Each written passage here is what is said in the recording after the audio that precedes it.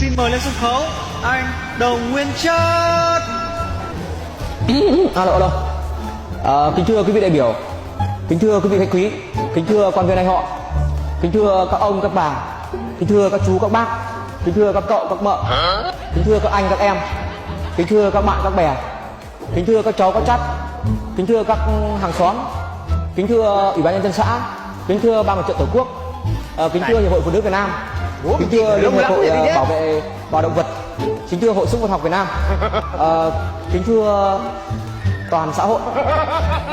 Không giấu thì mọi người thì cháu với cả cô dâu đây là bạn chiến đấu cũ của nhau, đã từng nhiều lần vào bờ đa bụi rồi. Thì ngày hôm nay thì cô dâu lấy chồng thì cháu cũng rất là vui và rất là hoan hỉ đến đây.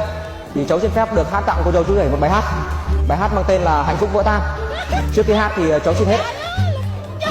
Bài hát mang tên là Hạnh Phúc Vỡ Tan. Trước khi hát thì cháu xin hết.